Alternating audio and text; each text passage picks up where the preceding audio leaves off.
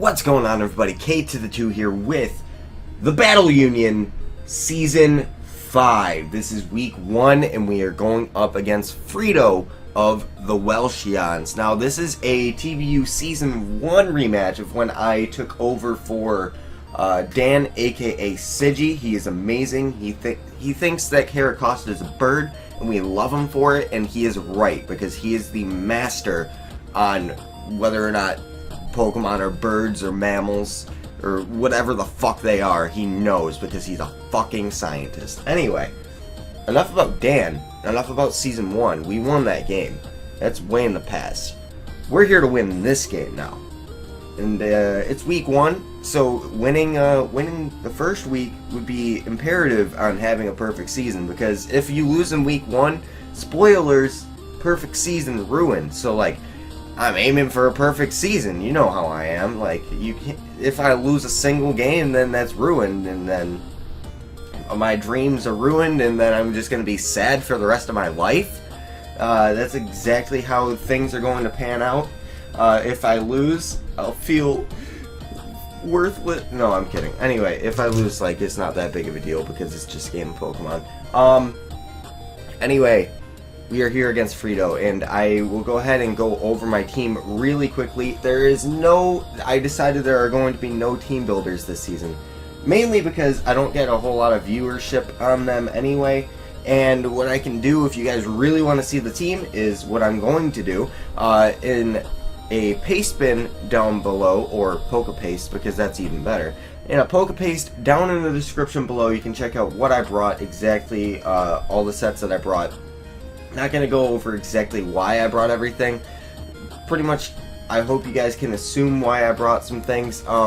If you guys have any questions about the Poke Paste, you can go ahead, hit me up in the comments on Twitter. I'd be happy to answer them for you. Because there are, of course, other mons that my opponent has on his team that that he could have brought, and maybe I have some prep on my team that doesn't make sense for the 6 that he did bring, so I could go over potentially why I brought something for something he didn't end up bringing. So let's go ahead and get right into the team that I'm bringing. Brief overview. I'm bringing, well, this is a Sheer Force Landorus Eye, so I'm bringing Sheer Force Landorus Eye. Decided, hey, let's bring Stealth Rock on it because it can force a lot of switches against things like Arcanine or well, not Zapdos, but Arcanine that he has on his team, and I can get up rocks, which will help out later. I decided Stealth Rock 3 attacks, so I have Earth Power, Sludge Wave, and Knockoff. Chose Knockoff over HP Ice because it does more to a Spadef Jellicent.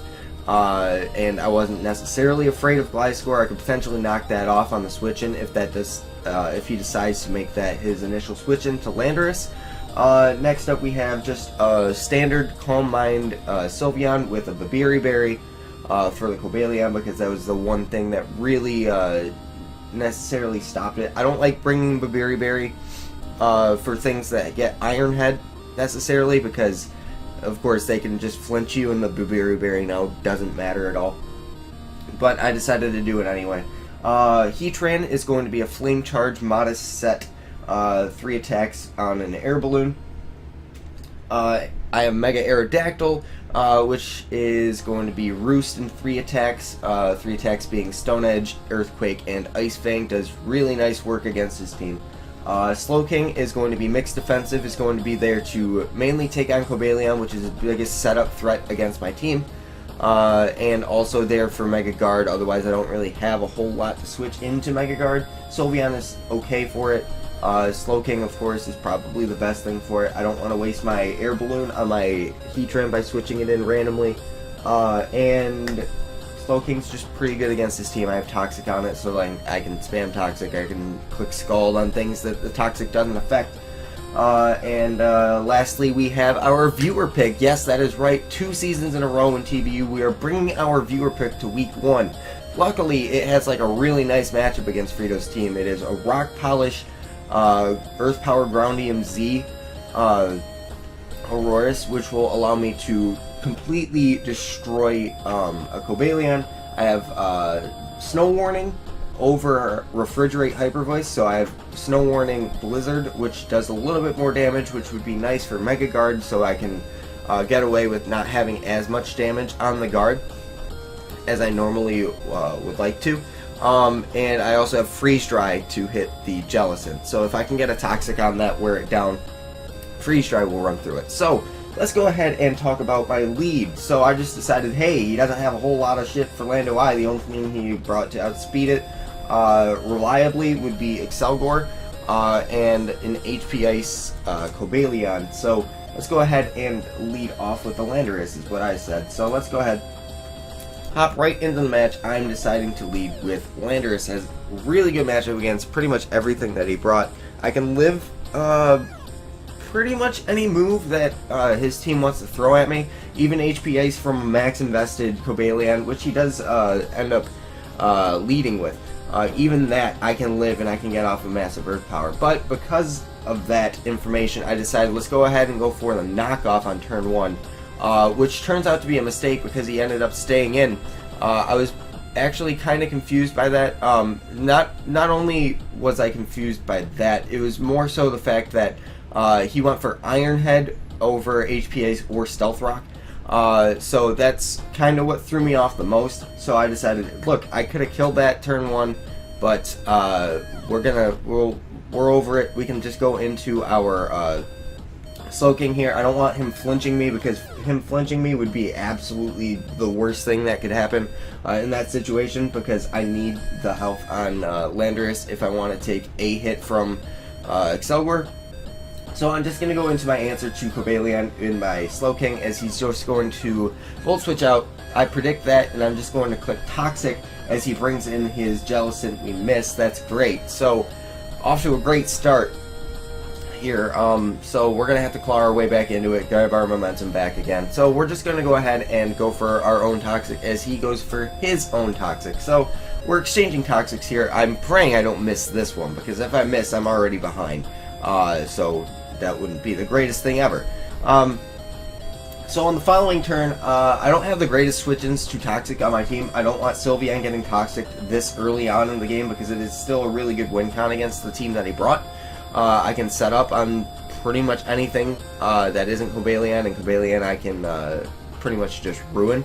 So what I'm going to do here is I'm going to stay in predicting the double Toxic coming from him, which is exactly what he goes for, and I'm just going to slack off, get back my health, so I can take on some things a little bit better.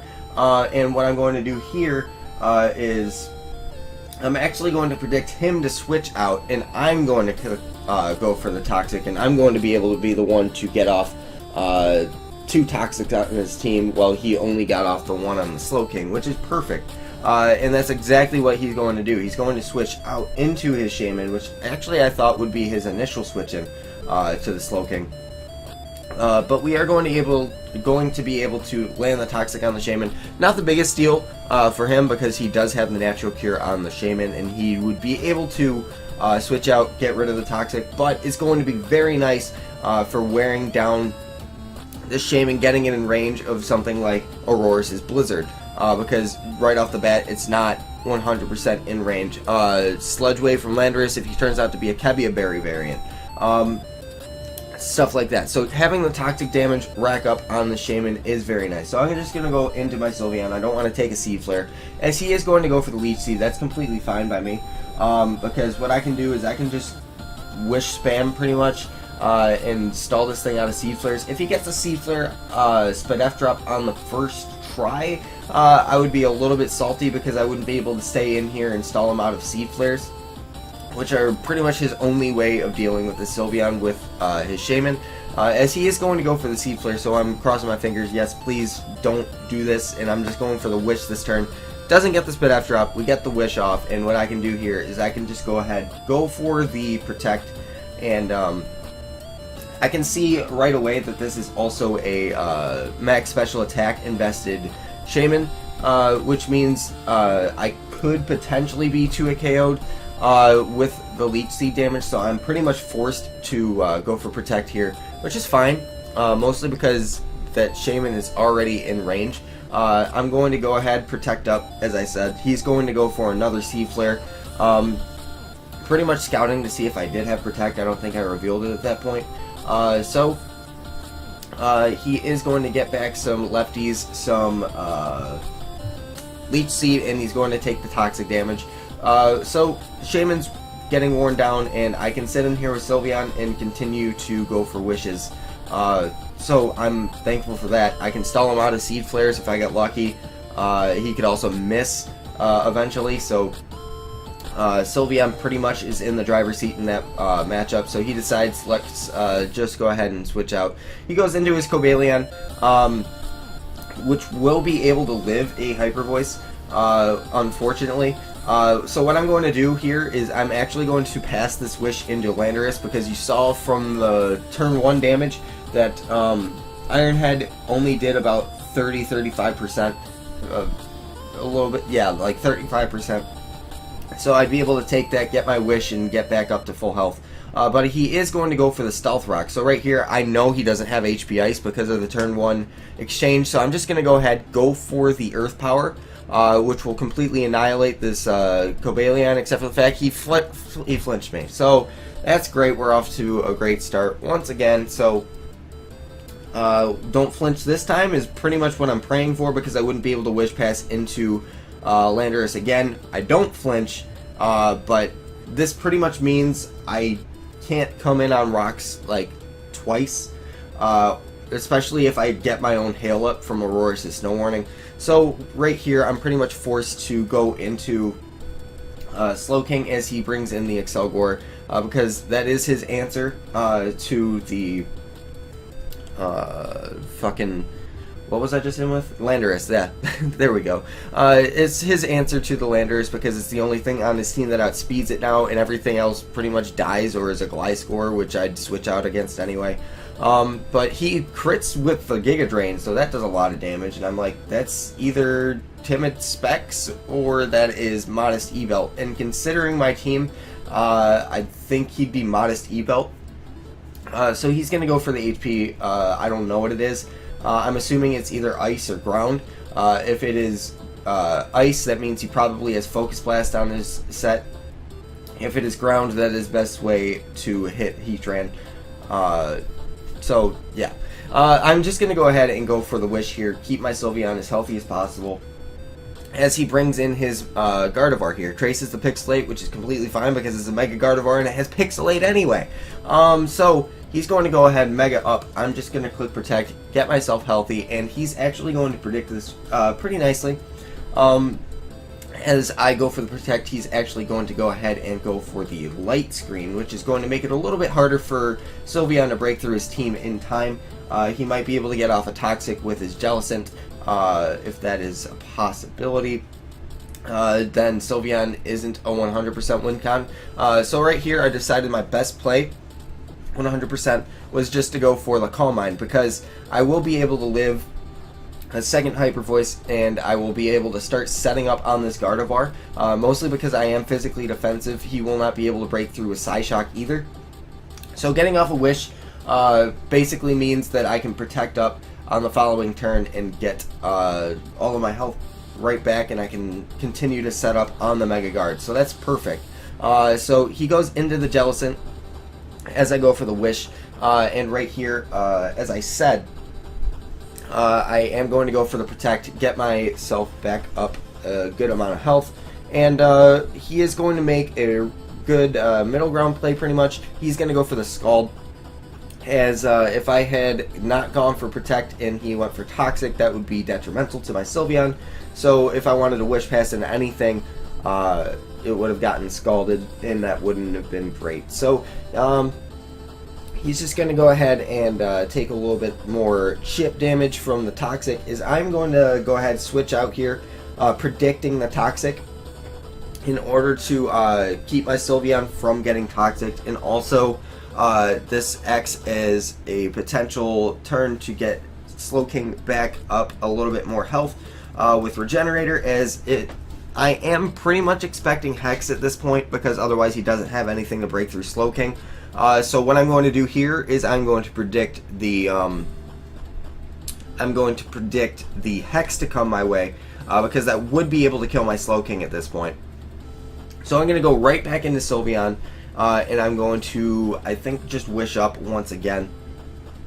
in order to keep something healthy, like either Sylveon or whatever I want to predict the Toxic on. So he is going to go for the Hex, as I do nail that prediction correctly. And right now he is getting worn down pretty nicely by Toxic damage. So I'm just going to go ahead and wish up, as I said. Sylveon gets going to sit in here and be an annoyance to his team. He's going to bring in the Gliscor now, so I'm either thinking he's... Oh, I protected first to get off a little bit more damage on the Jellicent. So he's actually going to go ahead and go for the Toxic here, so that's kind of unfortunate that he brought double Toxic, but, you know, it's pretty normal. Pretty unfortunate that he had it on Gliscor, though, because I do stay in here and I do allow my Sylveon to get Toxic. Not the best, but I do have a Wish in the Air now, and I can either protect in order to get it, or I can go into something else to get it. As I am going to go into my Slowking here, as he's going to actually set up a Substitute, which was an okay play, mostly because I'm not going to be able to 2-hit KO the Gliscor with Sylveon anyway, but I would be able to hit through the sub, is what I'm saying, is why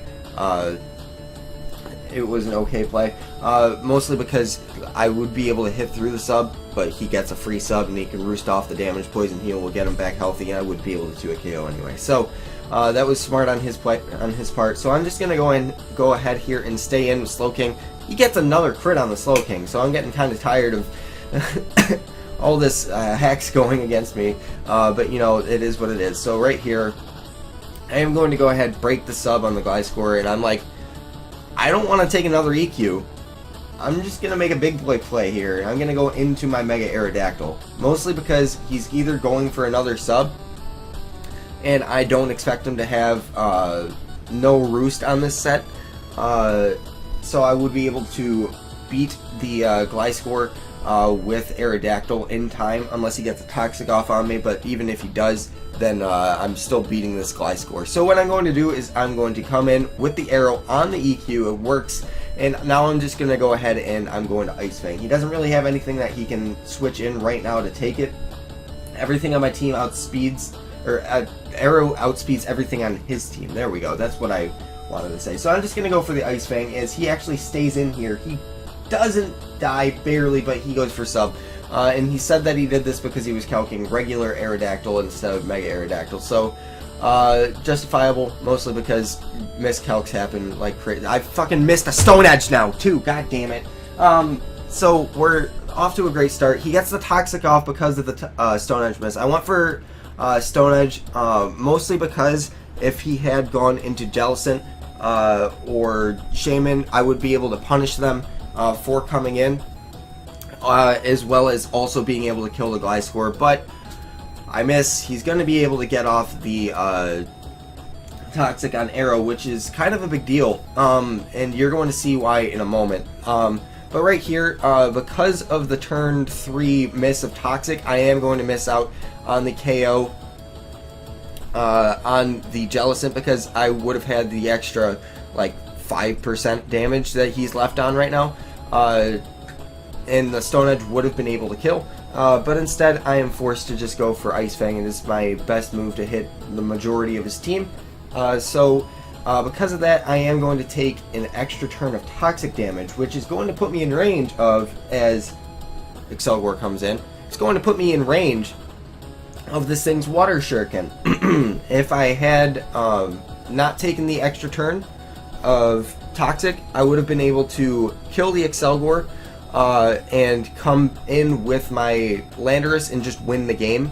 But now I am forced to find a different way to kill this Excelgor, because he got 3 hits, the third one being a crit, which the third one being a crit did matter, because if he did only get 3 hits, I would have lived, would have killed the Excelgor, and now he's going to be able to Water Shuriken my Heatran. Heatran is going to go for the Flame Charge here, and the reason I'm doing this is because I would have been able, like, he would have had to get 7 hits combined between 2 Water Shurikens in order to kill Heatran. But as you're going to see, He gets 5 hits and crits the last one on Water Shuriken on the Heatran, which means I'm not, even if he gets only 2 hits, I'm pretty sure I die. So that was pretty awesome. Yeah, he is going to get 2 hits. Heatran's not going to be able to live, and now Excelgor has gotten another kill. So, yeah, that's great. I wouldn't have been able to kill with Aurorus's Blizzard anyway either. So this is the play that I have to make now. I have to go into Aurorus in order to kill this thing. I'm gonna go for the Blizzard. It picks up a kill here. Blizzard picks up a kill, and he'd be forced to go into his Mega Guard in order to deal with this Aurorus.